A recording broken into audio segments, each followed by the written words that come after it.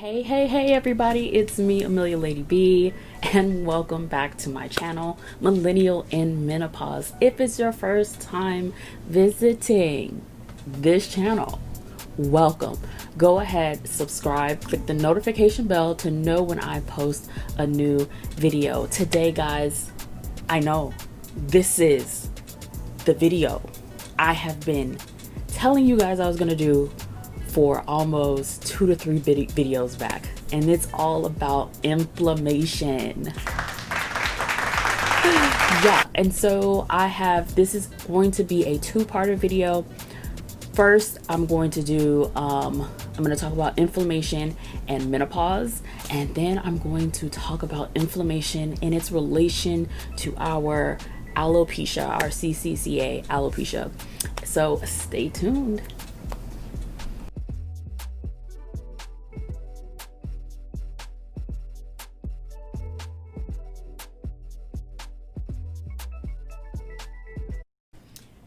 So I purchased a book, this one, The Anti-Inflammatory Zone by Dr. Barry Sears. I'm going to say about 3 or so years ago. Picked it up from Barnes and Noble, and really my interest was in it because I wanted to know, does inflammation have an effect on endometriosis? Is there a correlation? Is there a correlation between inflammation and other things in the body? In which, of course, it is. I also wanted to know about menopause and inflammation. And more recently, I really wanted to understand inflammation and CCCA, alopecia, and how do we combat inflammation. And from reading this book, I haven't read the entire book. I pretty much read like certain chapters because yes, it's written by a doctor. It's not really complex at all. It's not a complex book at all, but I really wanted to kind of just get into the nitty-gritty of it to understand what inflammation was and how do you combat it or manage it, or whatever the case may be. So I do suggest this read. I do suggest this read. If you want to, I mean, it's all up to you. He does have some exercises and ways to reduce inflammation, eating habits, things like that, which I love. As I've told you before, that I have been really changing up my diet, more anti-inflammatory, and a lot of people are like, what is an anti-inflammatory diet consist of? And I don't like to call it diets. It's just a lifestyle change, just like anything. It's a health conscious lifestyle change, especially when it comes to your health and things like that. Some people really need to take heed and take back control of their health. And so if you are that individual, okay, I do suggest this book. I also suggest you to talk to your doctor about different options for you when it comes to treatment and your medication and what that looks like with your eating habits and how that correlates to one another. All right, so inflammation. From reading this book, I didn't even know there was like positive and negative inflammation, but it is. It's good inflammation and bad inflammation. So inflammation is just what it saves your body, okay? It's a life-saving component of your body, of your immune system. It helps to fight off bacteria, viruses, fungus, and all other microbial things, invaders or whatnot. It also helps to damage tissue, repair itself from injury. So like when you get an injury, if you've ever had dislocated something or broken tendon or anything like that, inflammation is what helps your body to heal. On the other hand, inflammation can be very bad if it's too much of it. Negatively, inflammation can actually damage it can damage your arteries. It can damage which leads to heart attack and stroke. It can damage nerve cells, your brain cells, which is in correlation with Alzheimer's. So those with Alzheimer's has a high have high inflammation in their body, a lot of inflammation. Also, inflammation can depress, too much of it can depress the immune system. So instead of your immune system fighting off disease and fighting off, viruses and things like that, the inflammation, too much inflammation actually suppresses your immune system. And so what that does is it can cause formations, cancerous tumors, and things like that. So I know you're kind of wondering, so what does this have to do with menopause? So estrogen actually reduces inflammation, estrogen in women's body.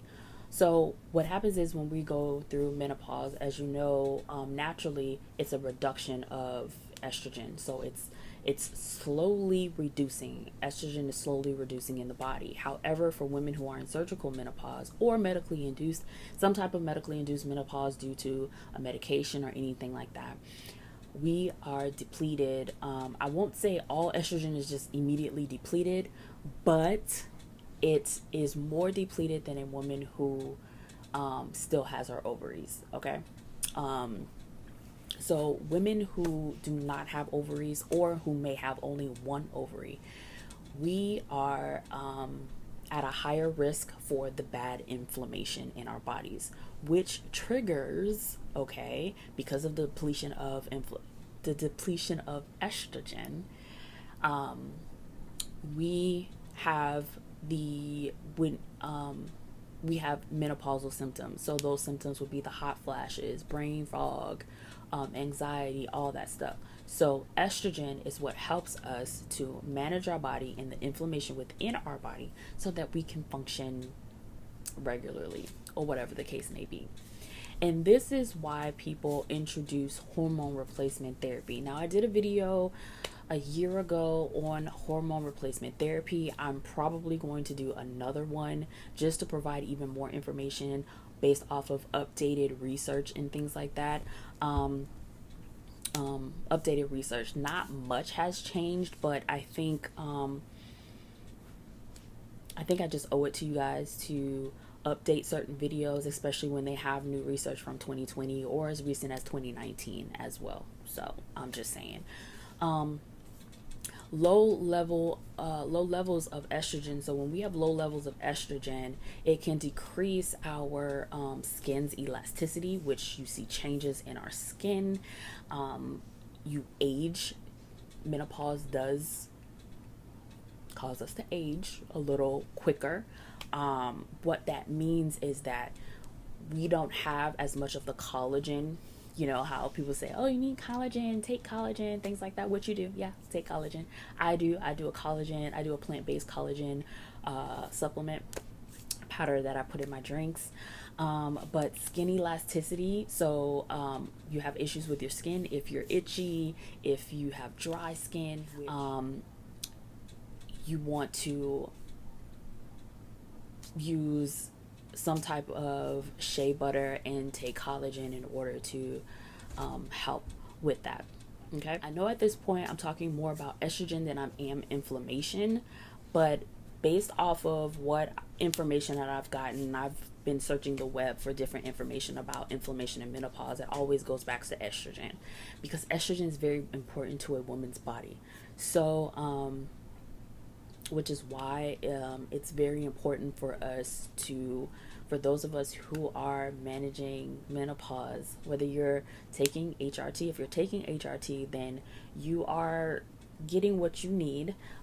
Some women understand that some women can do well with HRT and some don't. Okay, so you can't beat yourself up for that if you are one of those women who cannot manage, who can't deal with the HRT and what it does to your body. For women like myself who are not taking HRT due to some of the side effects and concerns for my health, with those side effects, fighting inflammation is really important. So what I mean by that is changing up my diet. I've mentioned this before. Like I said, I'm pretty much going through this book. I go through this book and I look at different ways to reduce inflammation. So that's reducing fried foods, oily foods, changing up the types of oils that I use, um, drinking lots of water, staying hydrated, exercising, sleeping, and things like that. I mean, it's not an easy task. As you know, it's not an easy task. Managing menopause can be very stressful because, especially, I can't say especially because I'm young, because I know there are older women who are struggling as well, because it's a life change. One, some of us did not expect at all, did not expect to happen right away. We are supposed to go through this when we're um, late, late 40s, 50, something like that. And here we are in your 20s, some in your teens and early 30s. And you're like, yo, this ain't it, you know? And you're left with decisions like to take HRT, hormone replacement therapy, or not. And like I said before, some are taking the HRT and are very frustrated with it because it's not helping as they thought it would be, or it's causing other things to happen in the body.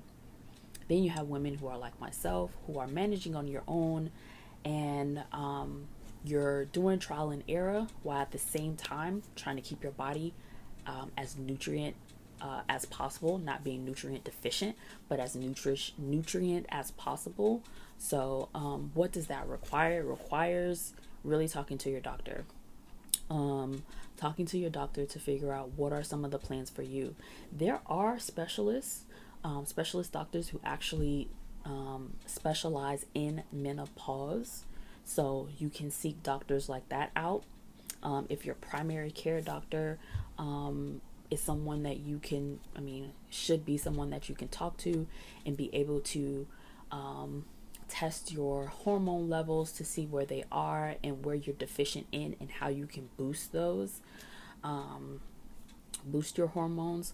Supplements, taking certain supplements that help with managing your menopause and managing other symptoms as well. Really wasn't sure how this video was going to actually lead into, but apparently it's leading into this. So how I have been managing so far. If you follow me on Instagram, recently I had in my stories, I talked about calcium and the importance of calcium and why you should be taking calcium, also along with vitamin D. If you're not drinking milk all the time or something like that, you're kind of deficient in calcium. Women who are in menopause really need to up their calcium intake, and this is because calcium affects the bones, bone health, reducing osteoporosis in the body. Okay, so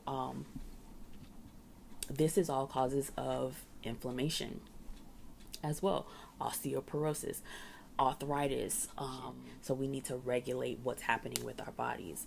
I do take, this is on Instagram, the benefits of maca. I take a supplement called Royal Maca. My light's too bright. Royal Maca. I am not a paid partnership with this company at all. I found this company through a basic Google search because I saw something about maca. I don't know, where did I see it?